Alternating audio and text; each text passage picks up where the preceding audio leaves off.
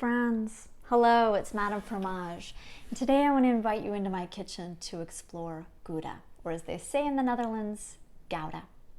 I always like to point out two things about this cheese. Number one, it's one of my absolute favorite dessert cheeses. I'm going to show you some of my favorite pairings and pull a few things off the wet bar to talk to you about pairings.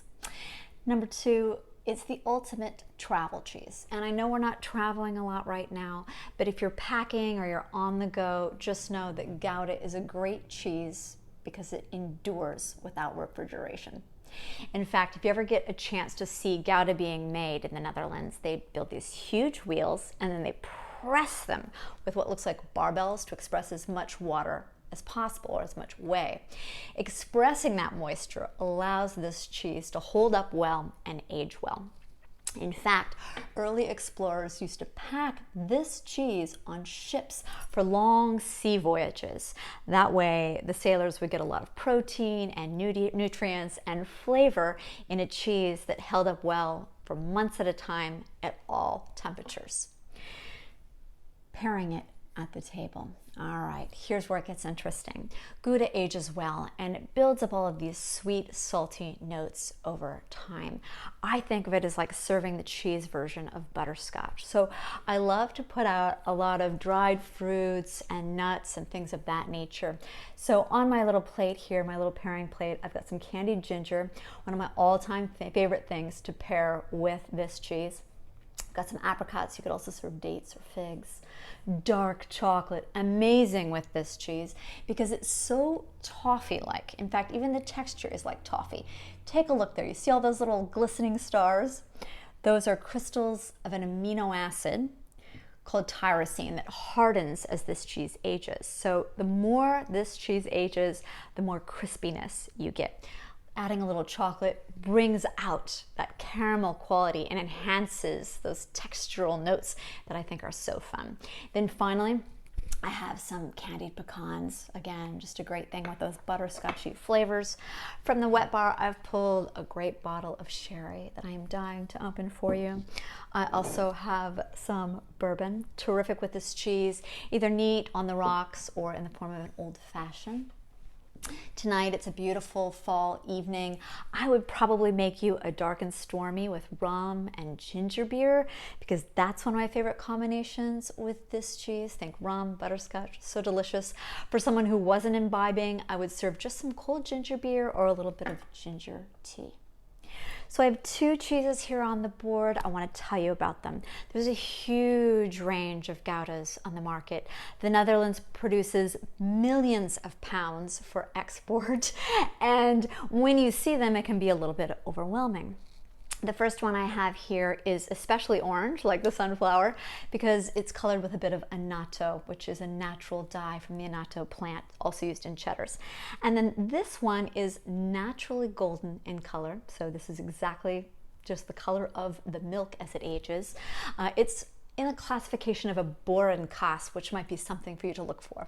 Boerenkaas literally means, in Dutch, farmer's cheese, and this is the raw milk small batch version of a Gouda. You'll see Gouda that's very young, often wrapped in red or black wax. It's very pliable and milky, great for snacking. And then you'll see Goudas that begin to age up to 16 or 18 months when the tyrosine crystals develop, all the way up to 2 or 3 years. Like a wine or a sherry, these cheeses age beautifully, and that's why they're so fun to put out for dessert and have a little tasting. I encourage people to get a couple different Goudas from different makers or different sources and to try them side by side with a few different beverages, make a little pairing night of it.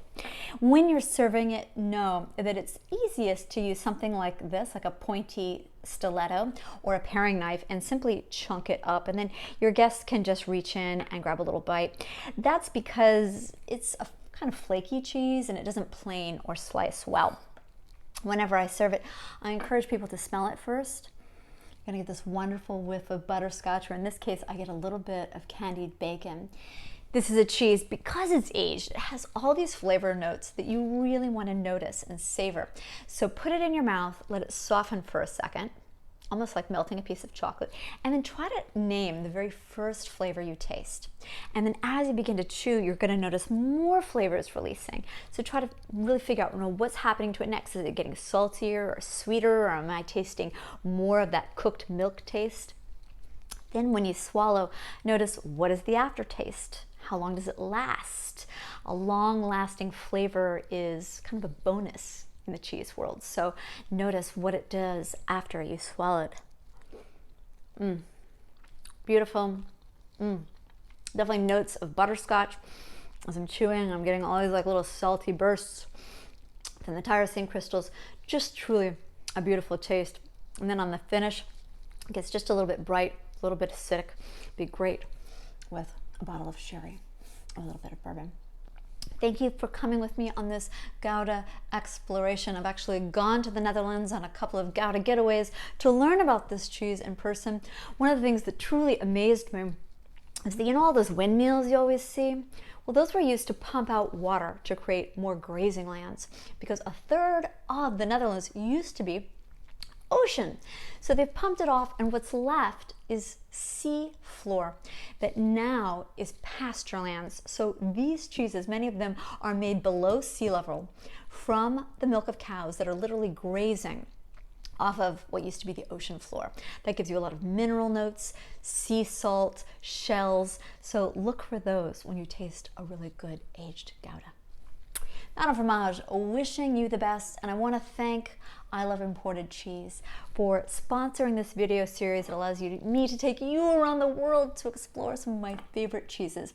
Give them a follow on Instagram. They're doing some great giveaways, or check out iloveimportedcheese.com to read about other cheeses that are just as amazing. Cheers.